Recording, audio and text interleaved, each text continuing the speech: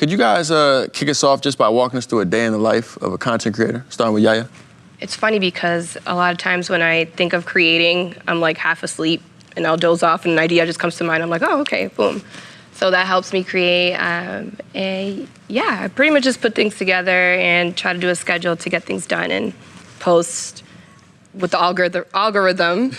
So with the right algorithm, and yeah, that's how I start with my content. I have like the weirdest way I create content. So I'm an event planner by trade, or used to be, and I find the pain points and then I make fun of them. And that is literally how my social media sites or accounts have blown up, by literally making fun of the thing that everyone in my profession tries to be super professional, which I do as well, but people never talk about the things that are pain points. The fact that your mother-in-law might be really overbearing during the planning process or any of those things.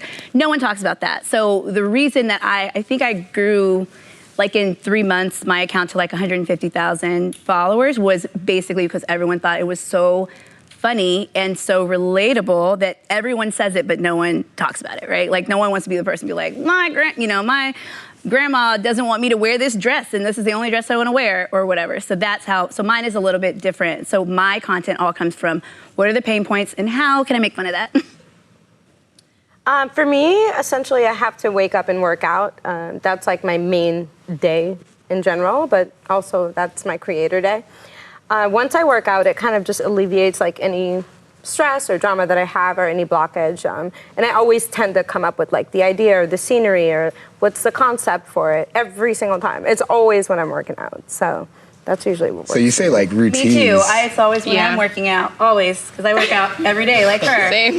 Yeah, so that's what I meant to say, and I was talking about stupid wedding planner stuff. Like normal. That's actually what I do. I feel like when you're out and about too, you see like the funniest things. Like it'll be like you're in your car and some guy outside's like, wow, like just going crazy, and that kind of gives you an idea to create something out of it, or someone spazzing out because they don't have soup in aisle 10 or something. I don't know. Like, it just gives you an idea to put everything together and just make it comedy or however you like, really. Like, in many ways, it feels like, I mean, obviously, a lot of it is your job, right? Like, a lot of you guys do this for, like, a living, right? But, like, does it feel like work? Like, how do you, I mean, what's that look like? Waves, for sure. Sometimes it's super fun and you're in the flow and in the rhythm and you can create, I have 700 pieces of content that are in draft right now. Yeah. Like sometimes you can get in that flow and then other times you're like, I need to post. I haven't posted in a month and a half. And I will literally have people, I'll post something, a tip or something, and they're like, where have you been? I'm like, yo. Like, that's when it becomes a job, when you're like, oh, I need to be consistent and make sure my engagement's still up, because that's when like brand deals and all that stuff comes in, because they look for that.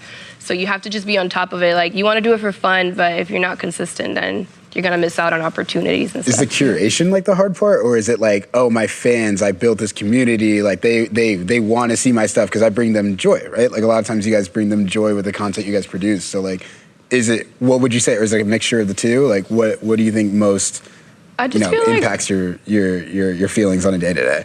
Me personally, I feel like sometimes everybody wants to recharge and just have their own space and just have some alone time. So having to feel like you got to constantly do something every day can become very overwhelming. It just kind of gets in between like your energy and stuff. But it is fun. I think it's important to have a schedule together and have, if anything, like stack up on content and then be like, okay, well, I can just chill today, but let me just post this real quick. And then, it's like having a balance. For me, it's different because like I come from like the whole corporate world and like I'm used to the structure and the schedule and all that stuff.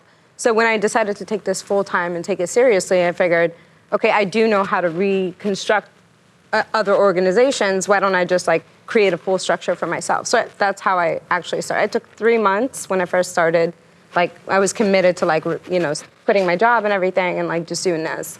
I created a whole entire 1 year schedule for myself of like, obviously I didn't know which content I'm gonna shoot or which brands I'm gonna work with, but I kind of just created the structure of wake up at 4, do this and do that. And then also for travel dates, because I travel a lot. So it was like, how do I maintain a schedule and a structure with, going different places or like different times of certain things. Sometimes you're up all night, but you still have to maintain. So I'll go back, like regardless of time, I go backwards and like check, like, did I do this or did I, make sure that like just a consistency Yeah. there. But So- you have to make it fun. Yeah. That's one thing that kind of interests me. You guys talked about kind of having more like humor-based content. You obviously having a corporate background.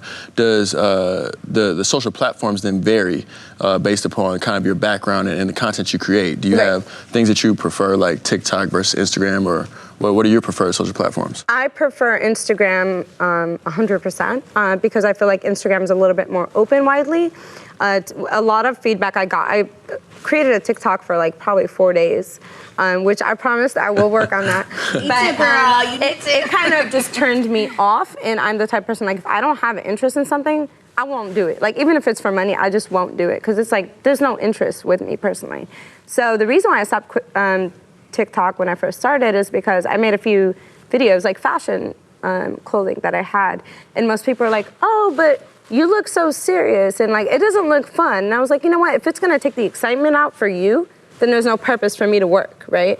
Because I'm not gonna sit here and spend all this time creating content for what you see is 4 minutes, but for me it was like a whole day, Exactly. right? So I started just trying to push into a market that actually utilizes all that. And for me, Instagram has been, like Twitter is good too. It's more of like a mixture of the whole, like there's the corporate side and then there's everybody else on like the whole creative contents and all that. But Instagram for me is like, that's where my money is, and that's where like, I already know the structure, I know the algorithms very well, I know when to post, like I already know like everything about that platform specifically. And that's why I feel like you can have a multitude of platforms, but if you're only making, you know, a profit from one, there's really no purpose for 100,000 other people to see you, which is great, but if I'm not creating value, Yeah, you need to maximize I your don't time. feel, Yeah. I feel like at that point I'm just wasting time, and I would never create a social media if I didn't do what I did. Yeah. I would never have a social media because I'm a private person essentially. So that's the reason why I prefer Instagram. So